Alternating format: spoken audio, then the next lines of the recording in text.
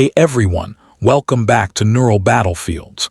I'm glad you're here today because we're going to discuss something that changed the course of human history forever. Before we begin, I want you to know that this video contains difficult truths about one of humanity's darkest chapters. This isn't just history. This is a mirror reflecting what happens when hatred, silence, and systematic evil converge. If you're ready to face these truths, stay with me. And if you find value in what we explore today, consider subscribing and sharing this video. Knowledge like this needs to spread. Let's begin.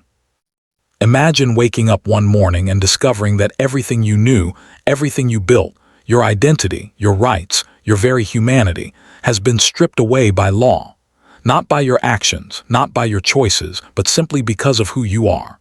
This wasn't a distant possibility in some theoretical dystopia. This was the reality for millions of people in the 1930s and 1940s across Europe. This was the Holocaust. The word Holocaust comes from ancient Greek, meaning sacrifice by fire. But this wasn't a sacrifice. This was systematic murder on an industrial scale. Between 1941 and 1945, Nazi Germany and its collaborators murdered approximately 6 million Jewish men, women, and children. They also killed millions of others: Roma people, disabled individuals, political prisoners, homosexuals, Jehovah's Witnesses, Soviet prisoners of war, and Polish intellectuals. The total death toll reaches somewhere between 11 and 17 million people. These aren't just numbers. Each one was a person with dreams, fears, families, and futures that were stolen. To understand the Holocaust, we need to go back to the aftermath of World War I. Germany was devastated, humiliated by the Treaty of Versailles, drowning in economic chaos and searching for answers. In this climate of desperation and anger, Adolf Hitler and the Nazi Party found their opportunity. They offered simple explanations for complex problems. They pointed fingers. They created scapegoats, and their primary target was the Jewish population. Hitler's ideology was built on a twisted foundation of racial pseudoscience and ancient prejudices. He claimed that Germans were part of a superior Aryan race, and that Jewish people were an inferior race responsible for Germany's problems. This wasn't new hatred. Antisemitism had deep roots in European history, spanning centuries of religious persecution, economic resentment, and cultural stereotypes. But Hitler took this ancient hatred and industrialized it.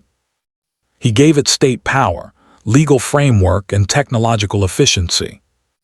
When Hitler became Chancellor of Germany in January 1933, the persecution began immediately, but it was gradual, calculated, and methodical. This is crucial to understand. The Holocaust didn't start with gas chambers. It started with words, with laws, with the slow erosion of human rights that most of the world watched happen in real time. In April 1933, just months after taking power, the Nazis organized a boycott of Jewish businesses. Stormtroopers stood outside shops, painting Stars of David on windows, intimidating customers.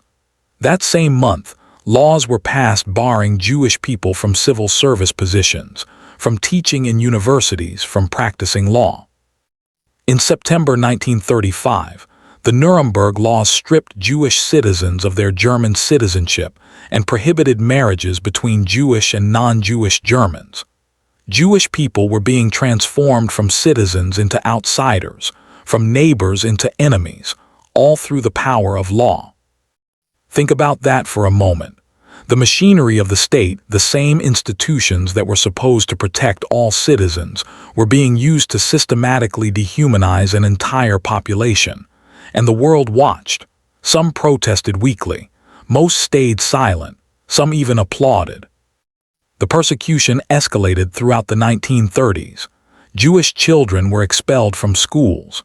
Jewish professionals lost their licenses. Jewish families lost their businesses, often sold for fractions of their worth to non-Jewish Germans who profited from the persecution.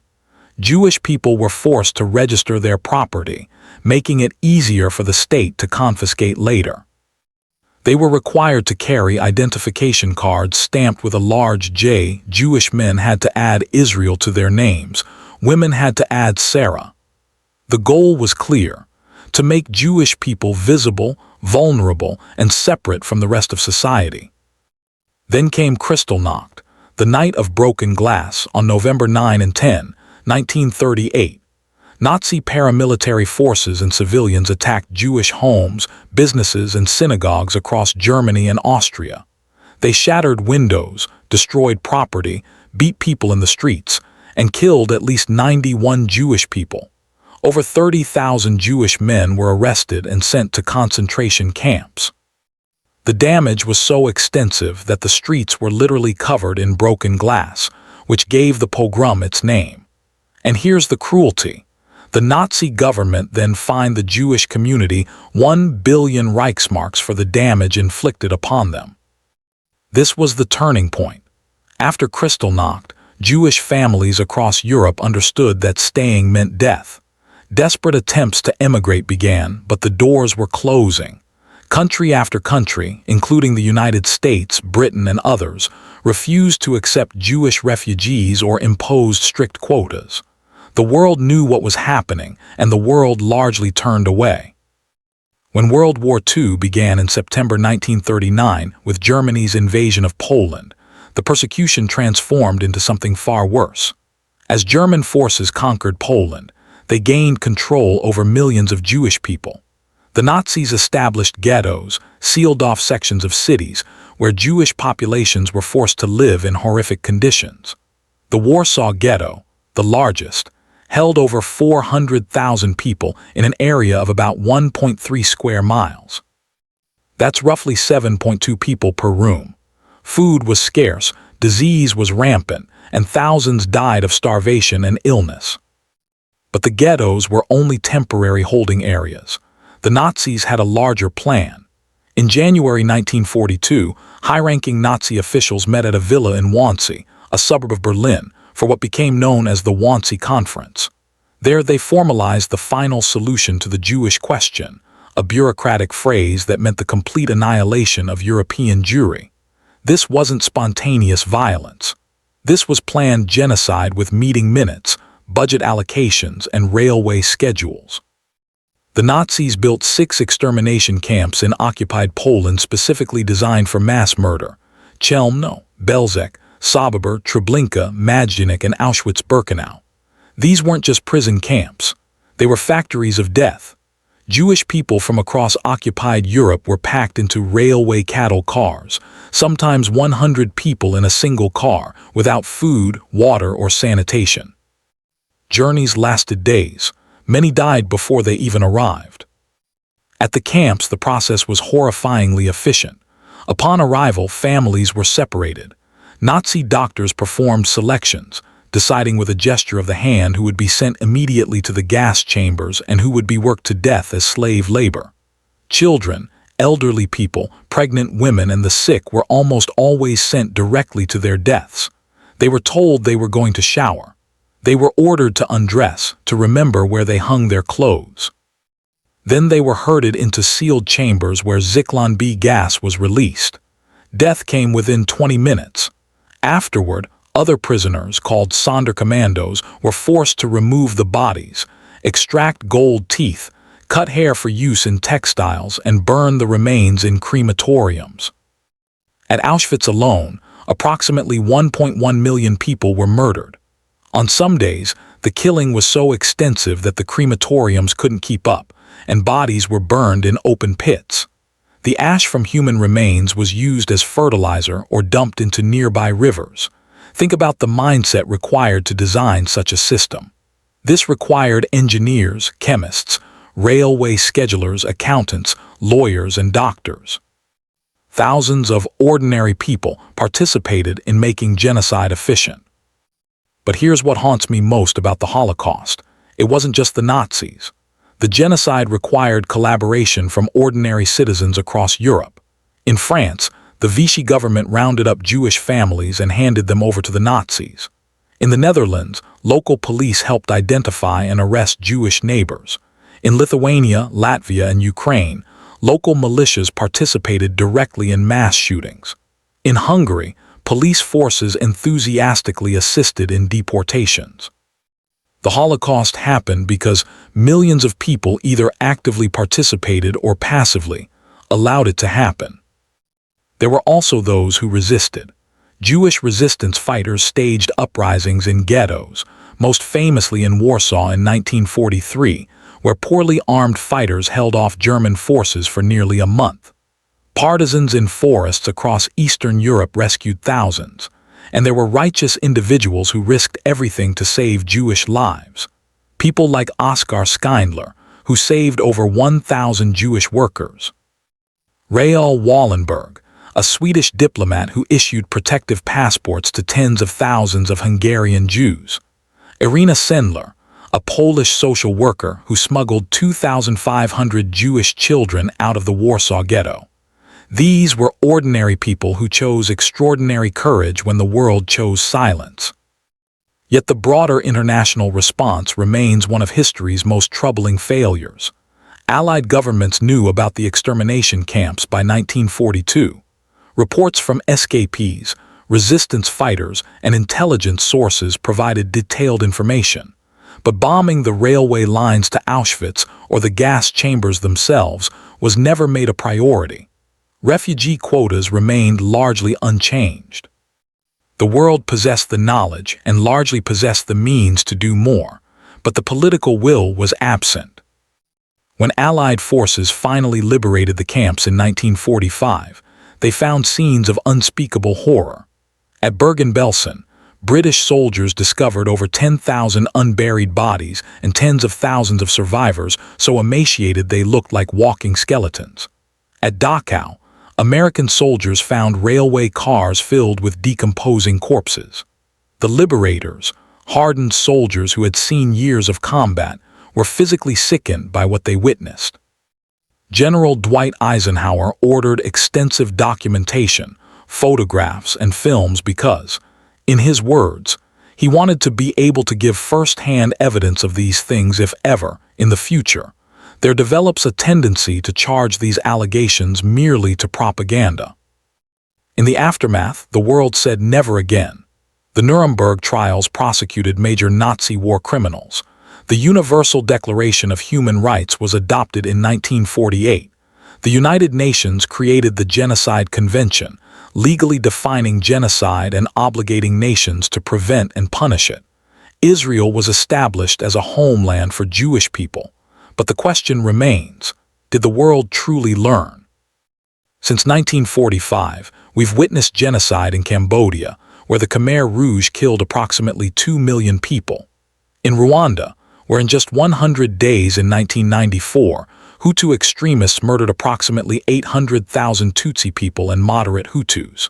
In Bosnia, where ethnic cleansing killed over 100,000 people in the 1990s. In Darfur, where systematic killings have claimed hundreds of thousands of lives. The warning signs were there. The international community knew, yet the response has been inadequate, delayed, or absent. The Holocaust teaches us several profound truths that remain relevant today. First, hatred doesn't appear fully formed overnight. It grows gradually, normalized through propaganda, legitimized through law, and enabled by silence.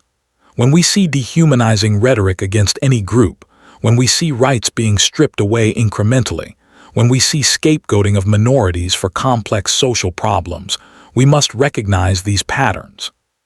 Second, ordinary people are capable of extraordinary evil when they surrender their moral judgment to authority, when they prioritize obedience over conscience, when they tell themselves that they're just following orders or just doing their jobs. The Holocaust wasn't carried out by monsters. It was carried out by accountants, teachers, doctors, engineers, and ordinary citizens who made choices every single day to participate or to look away. Third, silence is complicity. The Holocaust happened not just because of those who actively participated, but because of those who remained silent, those who thought it wasn't their problem, those who prioritized their own safety or comfort over the lives of their neighbors. Edmund Burke's words echo across history. The only thing necessary for the triumph of evil is for good men to do nothing. Fourth, institutions matter. When legal systems, educational systems, medical systems, and religious institutions are corrupted by ideology, when they prioritize politics over truth and power over justice, the results can be catastrophic. We must defend the independence and integrity of institutions, because they're the guardrails that prevent societies from sliding into darkness. And finally, remembrance matters. There are now fewer Holocaust survivors alive to share their testimonies. Soon, we'll lose the last living voices who can say, "I was there. This happened." That's why documentation matters. That's why education matters. That's why videos like this matter. Denial and distortion of the Holocaust persist, and they grow in the absence of knowledge. The Holocaust wasn't just a Jewish tragedy, though Jewish people were the primary victims. It was a human tragedy that revealed the depths of cruelty we're capable of, and the heights of courage possible even in the darkest times. It showed us what happens when prejudice becomes policy, when hatred becomes law, and when good people choose silence over solidarity. So what do we do with this knowledge? We remember. We educate ourselves and others. We speak up when we see injustice, even when it's uncomfortable, even when it doesn't affect us directly. We recognize that human rights are universal, that they belong to everyone regardless of their religion, ethnicity, nationality, or any other characteristic. We understand that never again isn't a statement, it's a commitment that requires active participation from each of us. The Holocaust happened because millions of individual choices, to hate, to obey, to ignore, to profit, accumulated into systematic evil. But it also showed us that individual choices to resist, to hide, to rescue, to refuse, can save lives and preserve humanity even in the darkest times. History doesn't repeat itself exactly, but it echoes. The warning signs of dehumanization, scapegoating, and authoritarian control appear in different forms across time and place. Our responsibility is to recognize those echoes and to act before they crescendo into tragedy. Thank you for watching this difficult but necessary exploration of history. If this video made you think, if it challenged you, or if you believe others need to hear this message, please share it. Subscribe to Neural Battlefields for more deep dives into the moments that shaped our world. Hit the like button if you appreciate the effort that went into researching and presenting this story. And most importantly, take this knowledge and let it inform how you see the world, how you treat others, and how you respond when you witness injustice.